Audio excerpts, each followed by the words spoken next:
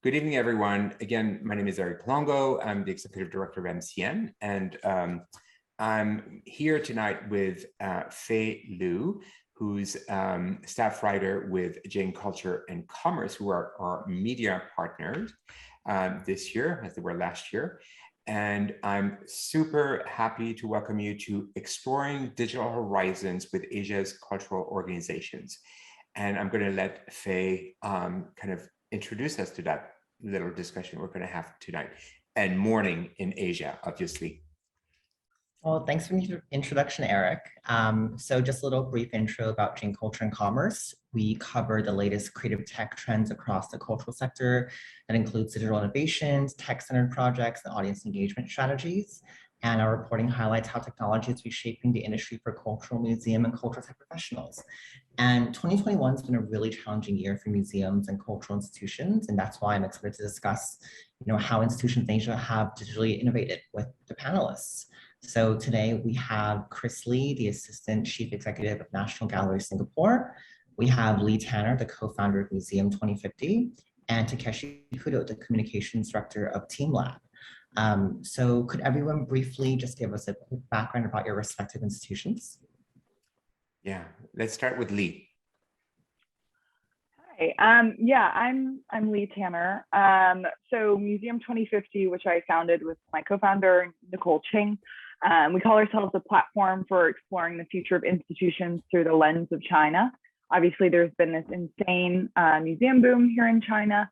And there's thousands of new museums. And so really, we founded Museum 2050 to help support the arts workers that are working within that space, give them career development opportunities, but also to support young researchers, arts professionals writing about what's happening in China and the new innovative models we were seeing out of China and how they might be applied elsewhere. So we hold an annual conference, we do career development workshops, we do publications, public programs, and just anything we can do to help kind of support the museum community here in China and internationally. That's great. Thank you. And you're joining us from Shanghai, correct? From Shanghai, yeah. And it's in the future, tomorrow morning, 8 a.m. Thank you, Leigh. Takashi, Hi. You're joining us from Tokyo, 9 a.m. in the future? Yes, I'm also from the future on Thursday and the 9 a.m. I'm Takashi from teamLab, and I try to explain a little bit about it. The teamLab, we are founded on 2001, and we try to create something. It's an output using of the digital or technologies, right. And most of the time, we are doing like exhibitions or like it's more like an immersive experience. It's much more, I can say. It's something we have done, and we are doing it in Tokyo. We're doing it now in San Francisco and the Miami, and in Shanghai and in Singapore too. And you're an art collective, interdisciplinary art collective, essentially. Yeah, how we call it in the art collectives, and it's we're represented by the gallery in New York. Great. Yeah. Great. Well, thank you for joining us. And Chris, you're joining us obviously from Singapore, and it's also 8 a.m. where you are. Tell us about you and the National Gallery of Singapore. Yeah, sure, Eric. Good morning, good evening, good afternoon, if anyone's from Europe. National Gallery Singapore. Actually, we're a relatively new museum. We focus on modern South Singapore and Southeast Asian art. We have the world's largest collection for Singapore and Southeast Asian art, about 7,500 artworks in our collection at the moment. We've just celebrated our 5th year anniversary in November last year. So we're in our 6th year, just coming up to the 6th year mark in a couple of months. We've had the great privilege of taking over 2 national monument buildings in the center of Singapore. We've got quite a bit of space, and you see a picture of the gallery behind me. We have about 64,000 square meters in the building. Not all of it usable gallery space. The tricky thing about a conservation building is it's not the most ideal exhibition space, but we're making do. And we've actually worked with teamLabs with a few of our programs before. So familiar, but I don't know Takashi, but we definitely know of the company and with the collective, and we've been working with. I remember. That's good. That's good. Good. Well, thank you, Chris, and thank you all for joining us. And so on that note, I think, Fei, will you just basically guide us into the conversation and what we're going to be talking about today? Of course. So this year's theme is what is digital? And we thought we'd look at the topic from 3 different angles, which is leadership and strategy, storytelling and technologies, and financial sustainability. So, we have a couple of questions written down, and Eric. Right. Sure. I'm saying, and obviously it's what is digital now, so this year, in 2021, and the whole purpose of doing this kind of around the globe and with a spotlight on different regions of the world is really to learn from your geographic perspective, what is digital now in your respective areas. So from leadership and strategy, the past year's digital pivots, obviously, that we've done because of the pandemic have enabled museums to reach beyond, the geographic borders and beyond their walls, really. So to you, what will a truly international or digitally accessible cultural venue look like in the future? I don't know who wants to go first. I can give that a Leigh. shot. Yeah. Chris, go ahead. So for us, like I said, we're a physical museum to start with, right? Yeah. We've had digital innovation and digital technology on our agenda since we opened, but really, it has been secondary in terms of the experience to our audiences so far. It's complementary, it's not the main thing. We still very much believe in the physical experience, right? But with the pandemic, we were closed for just about 3 months last year. So we very quickly had to learn how to pivot to that digital. Like most of the museums, we've taken a lot of our content and our experiences online. We can talk more about that later, including, large-scale festivals. We've gone from physical festivals to digital festivals, and now to hybrid formats. And in terms of looking at the future, and your question about what does, an international museum look like? I guess, to put it simply, and everyone's talking about it, a museum without walls. But we're thinking about it in terms of how can we leverage digital to outreach and to create as much of a digital twin as possible, right? So with the pandemic, not many people can come and visit the physical space. We still very much to encourage that, but how do we get them as close to a real life experience as possible, even if they're not stepping in? And the other aspect of that is not just engaging with the physical building, but engaging with our content, our art collection, and engaging in a long-standing journey and relationship with them in and outside of the museum. So that applies to both our local audiences as well as people who are not residing in Singapore. And we're already seeing some aspects of that. Actually, we've got a children's festival called Children's Biennale, which we do every 2 years. This year, which is our 4th edition, we've collaborated with one of the museums in the Netherlands, and they've taken our physical program and installed it in the Netherlands, but we're also collaborating across borders. So imagine there's a physical experience to the Dutch audience, but they can also participate online and co-curate art with the artists, with the local artists that are commissioning our works in Singapore.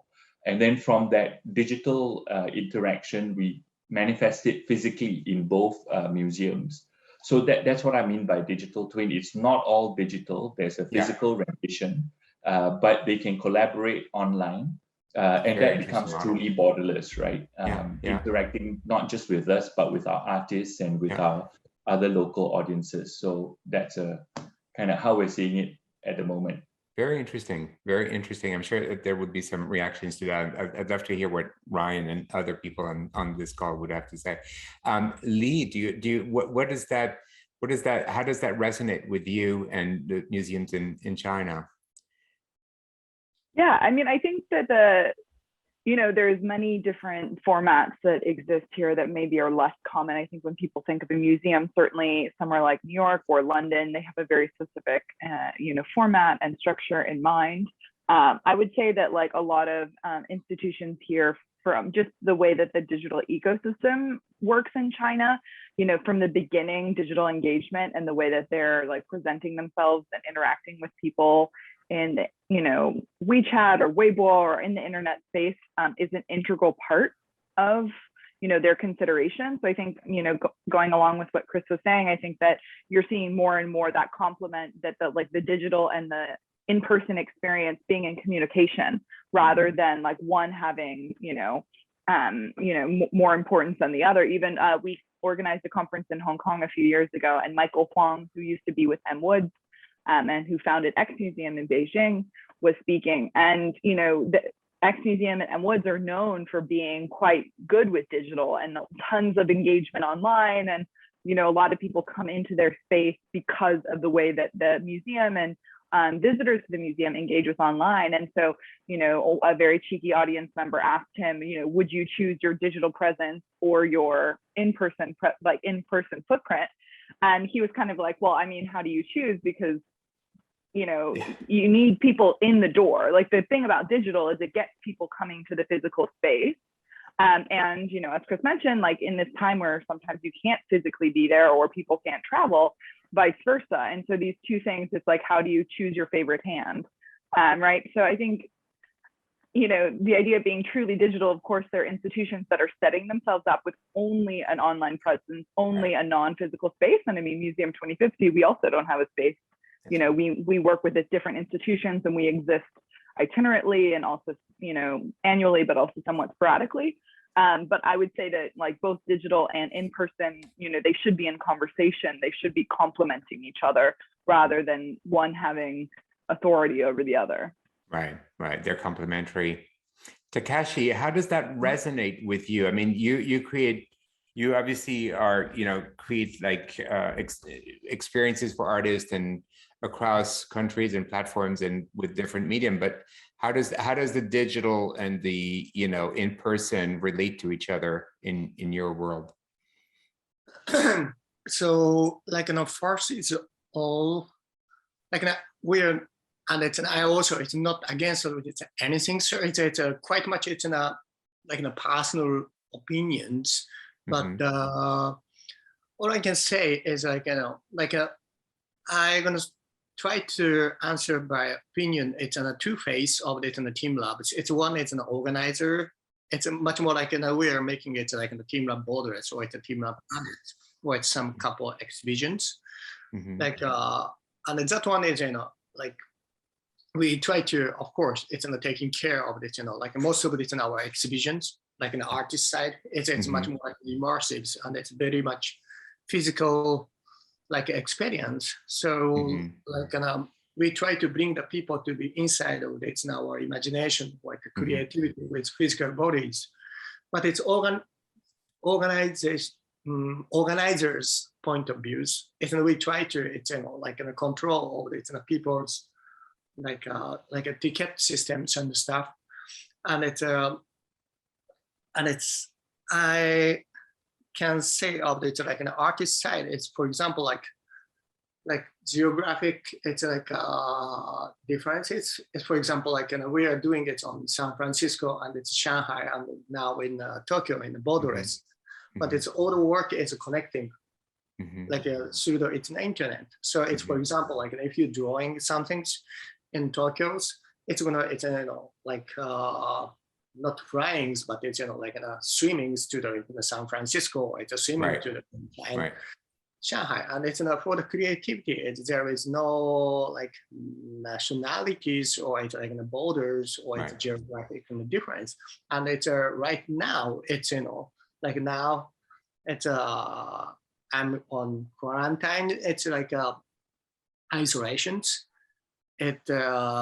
because it's not just small, like an after business trips, and it's coming back to Tokyo like in 2 weeks ago. And now it's I'm like a middle of the isolations. And now I really feel of the, like nationalities, or it's like in a borders. It's interesting. I see Paige, who's one of our attendees, who has worked in China actually, and has a borderless museum. It would be interesting to hear your point of view, Paige, maybe at the end of this. Fei, do you want to take another question from us and move from there? Yeah. So I'm really curious about, how have the local audiences in your respective regions, how have their, cultural appetites changed in the past couple of years? And, in addition, what are museums in your respective regions doing digitally to meet these new demands? Chris, do you want to start? Sure, thanks, Fei. So actually, I think one of the big differences regionally is the levels of art appreciation in Singapore, Southeast Asia. They're still pretty low compared to a lot of the established regions around the world. So we're still catching up, right? And the government's made a big push in the last 10 years with the opening of many new museums and cultural institutions in Singapore that were never there before. So in terms of appetite, when Singapore celebrated its 50th birthday, there was a big push for arts and culture, and that's when we opened the National Gallery. But the whole landscape basically came alive. We've seen a lot more participation and consumption from our audiences. Still lots to go because, of course, the government sponsored a lot of these experiences. The question is, would audiences start to pay to consume art on their own, right? So that's the backdrop and the landscape. With the pandemic, it's been really interesting because with the borders being closed, a lot of our residents who used to travel abroad, they'd willingly go visit museums abroad, but they might not visit museums locally. And they've now started to do so and rediscover Singapore as one of the government's tourism board's initiatives. So we're seeing a lot more locals. We did a membership drive at the end of last year. So we're bringing in a lot of new audiences and they're actually open to it. It's just reframing what they thought about museums previously, as a center for education and knowledge and learning versus a leisure option. But they're now seeing it more as a leisure option, something to do off the beaten track instead of spending time on Netflix or shopping or in the cinemas. Why not take a trip to the museum? And digital has been quite an important part of that, particularly with the pandemic. Just simple things like QR codes suddenly opening up the ability to consume content in a much more accessible way. Without touching also, without touching. QR codes are back in because now a lot of venues, for example, like actually Paige and myself were at the Dia Beacon recently, and the maps were just all on QR codes because they don't, like, venues don't hand physical maps anymore because nobody wants to touch anything. So it's really interesting. Yeah. Leigh, I'm sorry. Sorry, just one last point. It also helps us with outreach. Sort of one of the things we've just done is we've never been able to bring physical artwork out of our building, right? Because of climate, security, etc. With QR codes, we've now taken our artwork into 8 different neighborhoods, which are outside of our building, 27 residential blocks. And we've created a virtual gallery downstairs just with QR codes. You scan the QR code with your camera. With AR technology, you see the artwork on your phone and you can move around as though you're in a virtual gallery. We've got lots of white pillars in a lot of our public housing, and it becomes your perfect white cube outside of the museum. Perfect. Really nice. Really neat. That's very neat. Very neat. Thank you, Chris. Leigh, any reaction to this? Yeah, I mean, I think audiences in the mainland are probably slightly different. I think there's a huge thirst for culture here. We're seeing like an explosion in, exhibitions, in art collaborations, in, even like commercial entities being interested in working with cultural institutions or artists. So that's something that I think has really accelerated in the last 18 months. I mean, museums in China weren't closed for that long. I think by, April, May 2020, obviously from February or March, many of them were closed, but by April or May, most institutions were open. And I think that, similarly to Singapore, people who might otherwise travel are here in China. So there is that real thirst to explore, what's located here. But I also think more than that, already, Chinese audiences were, especially young Chinese audiences, were so digitally native. Like, even for Museum 2050, we're about to have our 4th conference, but our first conference in 2018, we actually from the beginning live streamed the conference because that technology was already regularly used here. It was popular. We wanted to have, accessibility. We assumed it was mostly art professionals that would be interested and didn't really assume there would be broader interest for, the kind of work that we do. But, our first conference, we had, 6,000 or 7,000 people on live stream over the course of the conference day. Our second conference, we had about 27,000. And this last conference in December of 2020, we actually had over 72,000 people on live stream. So I think that, that kind of scale, the ease that people have just popping onto a live stream, watching one talk, getting off, like it's a very different, I know there's a lot of Zoom fatigue around the world, but I think, in China, we're very privileged to have been able to do in-person events for, at least over a year now, a year and a half almost. So I think, there is still that relationship. There is live streaming is just so different here. The way people interact, within WeChat or within different apps, it's a totally different ecosystem. And I think unlike the West, audiences are super young. So you go into museums and you see people in their 20s and 30s. That's the main audience that you're seeing, as opposed to, I know audiences can run slightly older. So I think the issue here is more, beyond big cities like Beijing and Shanghai. How are you developing those audiences? How are you making older generations feel like these spaces are also their spaces to be in and to exist in? Because you need people to feel comfortable being inside museums, right? When I first moved to Shanghai, I worked at the Shanghai Himalayas Museum on a big international project. But while I was there, we had an exhibition of Dunhuang, like replica caves. And Dunhuang is in Western China. It's part of the Old Silk Road. It's very famous for these like incredible murals in these grottos. And so these were replicas. These were not the real thing. There were a couple works and contemporary works that were part of the show.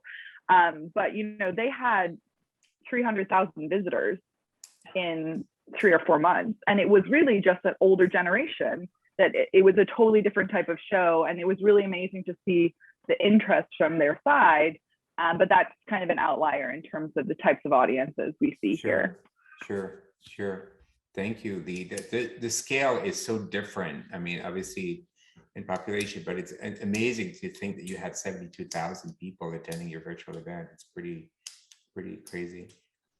Takashi, any reaction to this from your perspective around developing local audiences or? Actually, it's like I can say it's a unique point of it in the teamLab. So it's much more like how to bring the people to be inside with it's an exhibition with like to bring physical into like physical the body space. immersives. It's that it's like it's very much it's in our fundamental part because it's like I can say it's like it didn't change the objects in our like activities or it's like passions. It's before pandemics and it's after pandemics. It's don't misunderstand, but it's like we are taking care of it like in the pandemics and it's in a COVID situations. That's a reason why it's like an organizer of this point of view. It's we try to it's like change the like the number of this setting of the digital ticket and the stuff, but it's like it's more like a creativity part. It doesn't change. It's like from 2001. What we have interest is we have interest with relationship between human and world, and it's how relationship is that what you said? The relationship, right. And it's we human is a recognized word it's much more like in the physical. It's not only eyes and not only like in the ears. And it's I'm not against. We're not against this VR and ARs, and we are making it some like a completely. It's like a online based artworks too on COVID times, almost 1.5 years. But still, it's what we felt on this 1.5 years, and especially right now on isolations and with a lot of the beard, and I cannot shave my hairs. And what's happened is, I'm really eager to miss the meeting up with my fellows or friends in person, right? It's a person and face to face, and right. Of course, like we're using of the digital and technology, and this is a little bit funny story, but it's like when we open of this teamLab Moderators in Tokyo. What we made, it's like most of this in our work is like immersive on in the physical world. So like one of the work or a couple of the work, it's if you touch of this in the walls, the flower going to showing up, or it's you can accelerate of it in their life. And it's after COVID, it's a minor change. What's happened is like 1 centimeters or something. Even if you didn't touch the like a wall, the same effect is going to happen. It's we change it. And is like, that what kinetic art is like? It's what I'm trying to understand what you're. Okay. It's very hard to like explain and understand of it. Like our output, but it's like for example, like teamLab Moderators or it's a teamLab Planets. It is like in a space. There is, of course, floors. There is walls, and there is everywhere is a canvas. And it's canvas. Got you. Yeah. And this is like it's much more like a digital forest. It's even in unconscious or unconscious. If you go to the forest or it's a gardens, it's some shade. It's sometimes attached on your trousers, and it's if you walk like it's like I don't know 300 meters or it's 1 kilometer.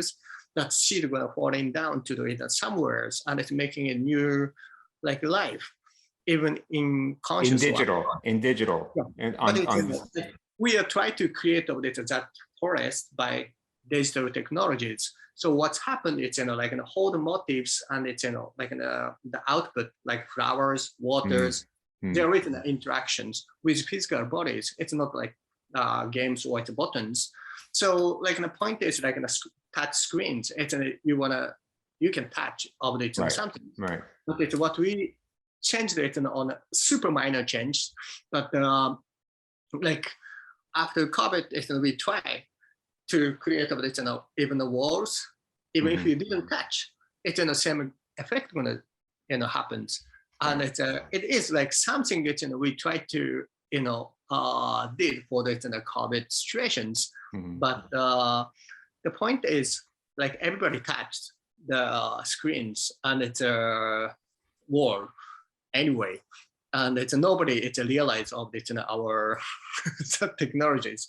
But anyway, it's like the point is like on that way is we try to create of it it's much more like how to like bring the people to be inside of the digital technology, and we made it's like interconnected realities. It's something that we made. It's like between all this like digital and it's your smartphones. But that's a good. Thank you for that, Takashi. I'm. What are some future opportunities for digital storytelling? I think that's just to Chris. Do you want to go about this? Yeah, because that's interesting as well. I think we kind of touched on it already. We are actually moving beyond digital, as mentioned, right? And we're looking at something that we're calling phygital. How do you merge the physical and the digital?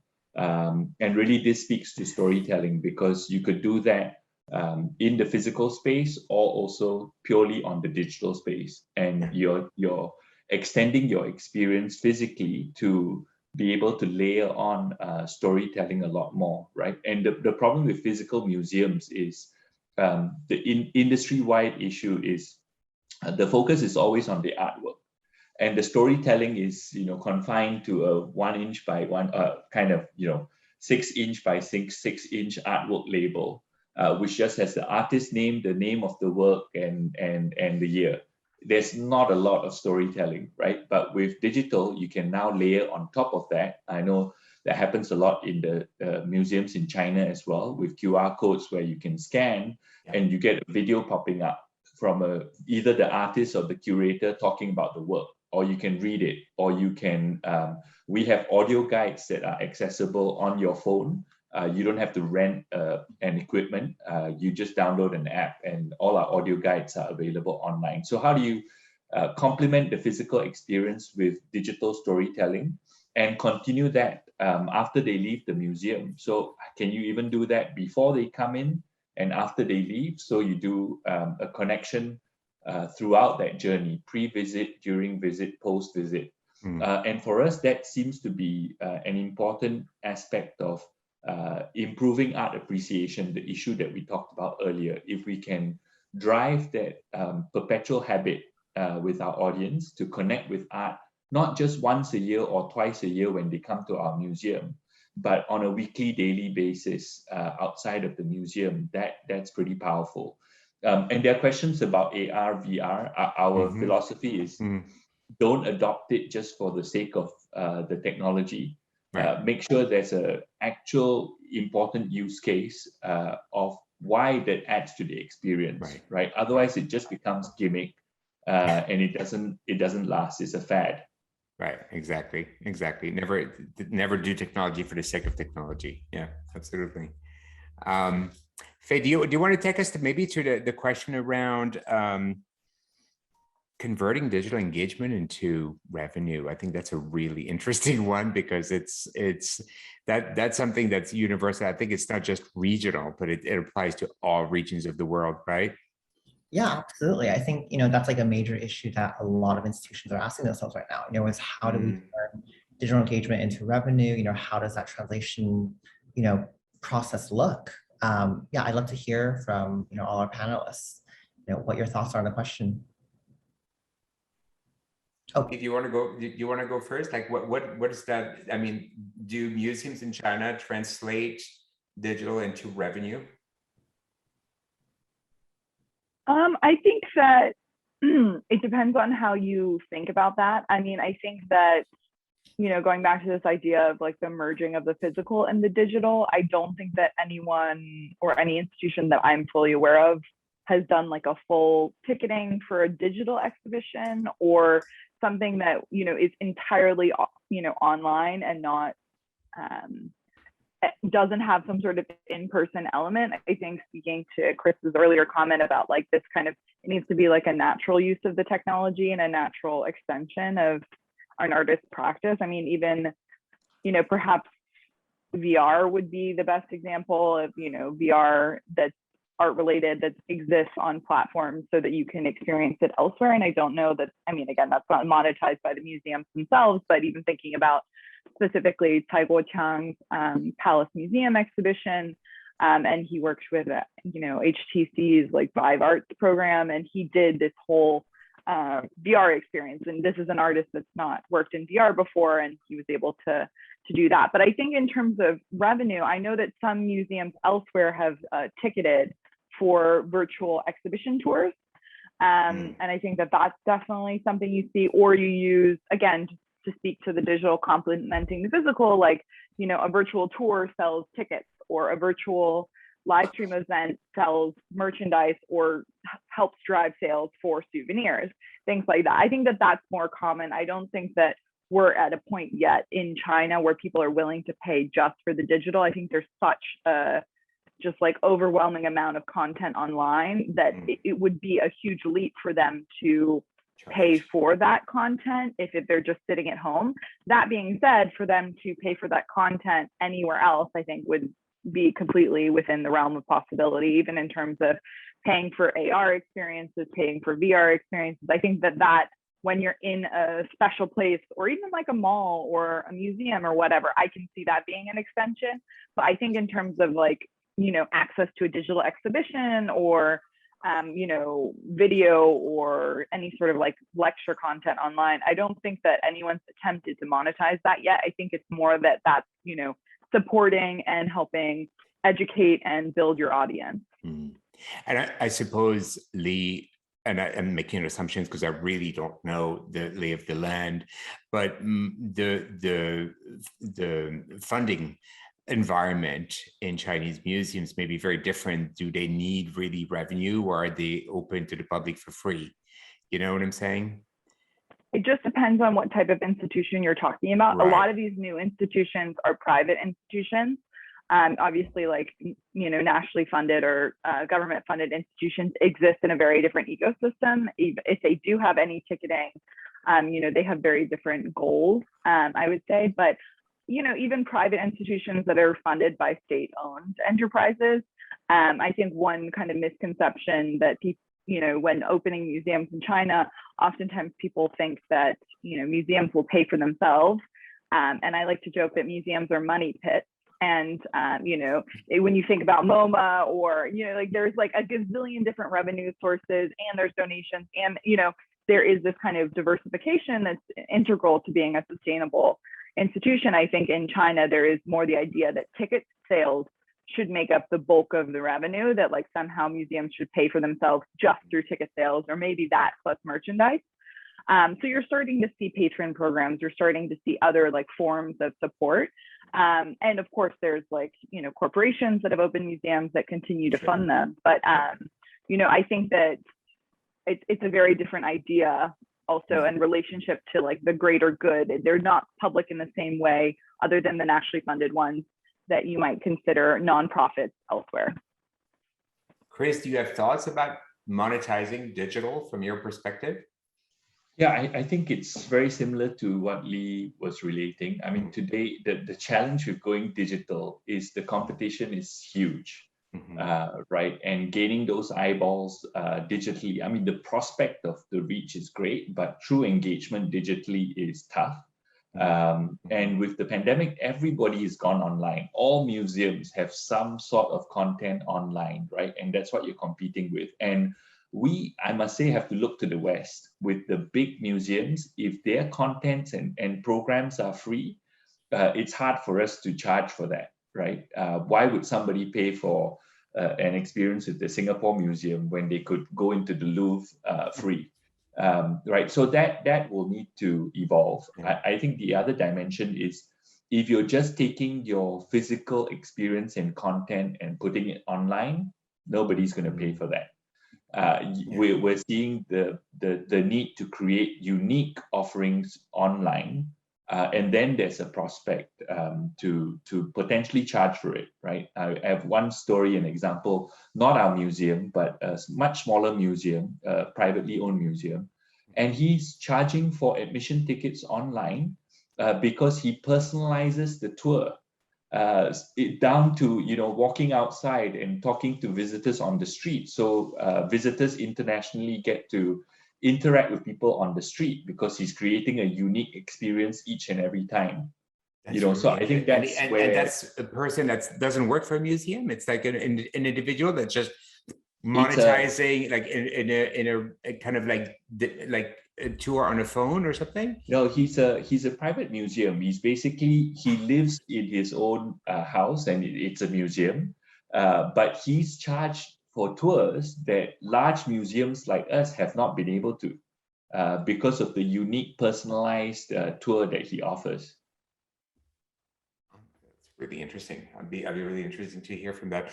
We have like 6 minutes left, and while we have our panelists together here, I'm just curious if anyone has any. Paige, I saw your questions about, and I'm whenever I see NFT, I'm just like, I feel I still don't know what it's like, so what it's about. So I'm really afraid to go into that conversation because I will look completely stupid.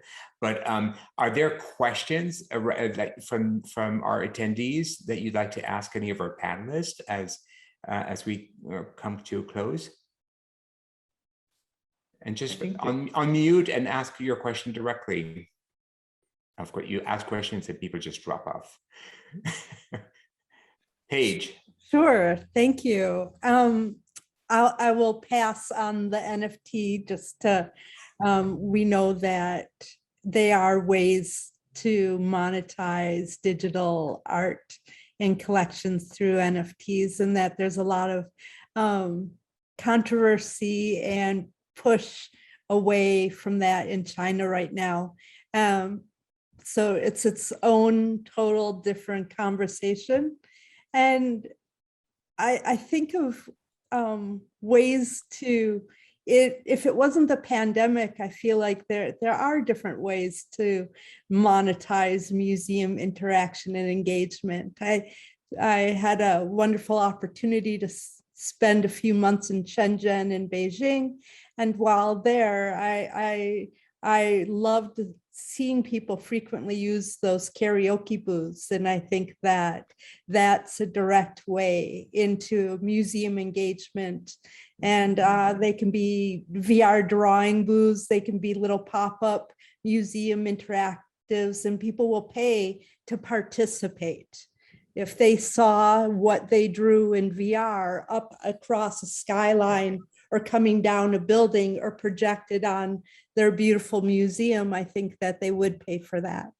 Anyway, so my question is, Asia is really seeing impacts of climate change.